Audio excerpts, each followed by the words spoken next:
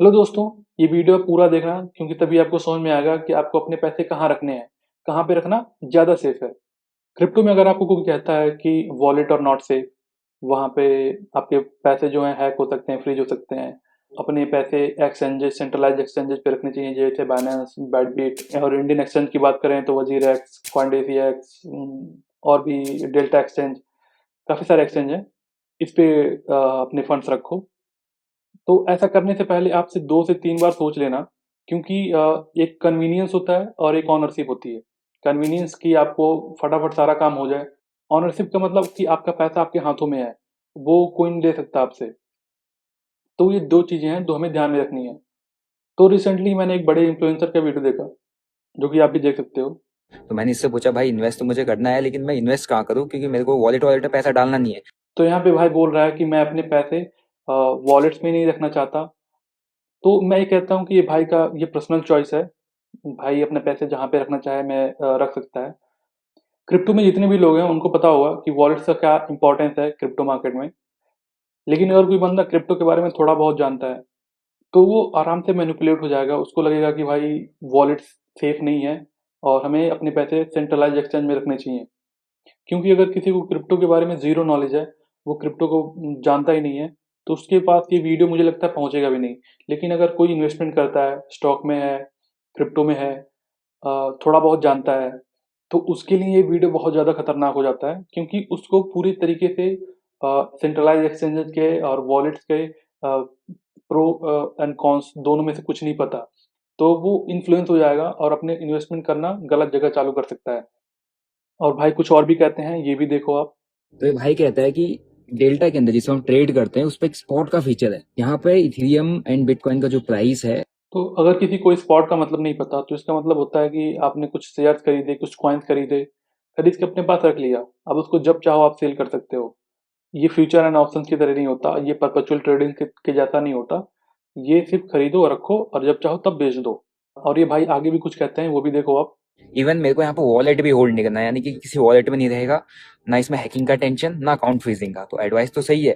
तो ये भाई बोल रहे हैं कि वॉलेट में अपने पैसे नहीं रखूंगा क्योंकि वॉलेट फ्रीज हो सकता है, वॉलेट हैक हो सकता है। तो इसके लिए पहले आपको वॉलेट को समझना होगा, वॉलेट काम कैसे करता है। तो वॉलेट दो तरीके के होते हैं। मैंने उसके बारे में वीडियो बना रखा है, अगर आपको देखना होगा तो देख लेना, आई बटन में मैं डाल दूंगा। वॉलेट दो तरीके के होते हैं, एक हॉट वॉलेट होता है, एक कोल्ड वॉलेट होता है। हॉट वॉलेट जो हमेशा इंटरनेट से कनेक्टेड रहता है, उसमें थोड़ा सा हैक होने के चांसेस ज़्यादा होते हैं क्योंकि अब वो ऑनलाइन रहता है। वो अगर आप किसी लिंक पे गलती से क्लिक कर दिया तो आपका वॉलेट हैक हो जाएगा। लेकिन होगा आपकी गलती की वजह से, ऐसा नहीं है कि कोई भी हैक कर लेगा उसको। आपकी गलती की वजह से वो हैक होगा। और दूसरा होता है कोल्ड वॉलेट, जो ये है। ठीक है, ये बहुत ज़्यादा सेफर होता है, इससे सेफ कुछ नहीं होता। इसमें क्या है कि अगर ये इसका जो लेजर जो कंपनी है, अगर ये भी हैक हो जाए तो भी आपका डेटा लीक नहीं होगा, आपका जो सीक्रेट फ्रेज है वो लीक नहीं होगा।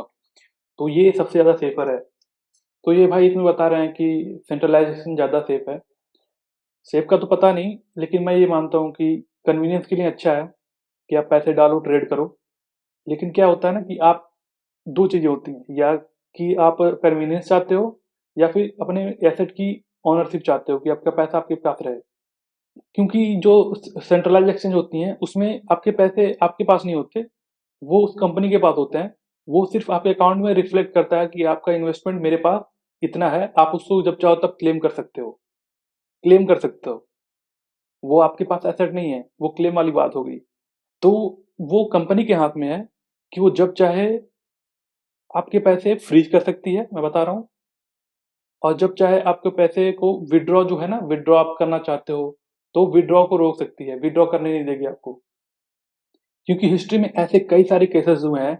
अगर मैं आपको बताऊं, एफटीएक्स का ऐसे केस हुआ था, एमटी का हुआ था और बाइनेंस का भी हुआ था। ऐसे बड़े बड़े काफी सारे एक्सचेंजेस, मैं लिस्ट देता चलो जाऊंगा, खत्म होगा ही नहीं, जाता चला जाएगा। कितने सारे सेंट्रलाइज एक्सचेंज हैं जो हैक हुए हैं, या खुद कंपनी ने खुद से ही अपना ही अकाउंट, अपने ही प्लेटफॉर्म को हैक करवाया है। उसके बाद कुकॉइन है, उसके बाद बाइनेंस है, और लिस्ट चलता ही चला जाएगा, खत्म होने का नाम ही नहीं लेगा। इतने सारे लिस्ट हैं, मैं लगा दूंगा सारा का सारा। तो सेंट्रलाइज एक्सचेंज कन्वीनियंस के लिए अच्छा है, लेकिन सेफ और ऑनरशिप के लिए मैं बिल्कुल भी डिनाई करूंगा कि ये गलत है। ऐसा नहीं करना चाहिए। हमें बस ट्रेडिंग के लिए सेंट्रलाइज़ एक्सचेंज में जाना चाहिए, या फिर पैसे विथड्रॉ करना हो, जो भी करना हो सेंट्रलाइज़ एक्सचेंज उसके लिए अच्छा है। लेकिन इन्वेस्टमेंट के लिए मैं किसी को भी सजेस्ट नहीं करूँगा कि सेंट्रलाइज़ एक्सचेंज में अपने पैसे रखे, क्योंकि अभी वजीर एक्स का जो मैटर है अभी अपने इंडिया में चल रहा है। काफ़ी सारे लोगों का पैसा फँसा हुआ है उसमें, अभी वो पैसा निकला ही नहीं। अभी ने वजीर एक्स ने उनको पैसा वापस किया ही नहीं अभी तक। तो यही था आज का वीडियो। आई होप आपने इससे कुछ सीखा होगा। Thank you for watching. मिलते हैं किसी और वीडियो में।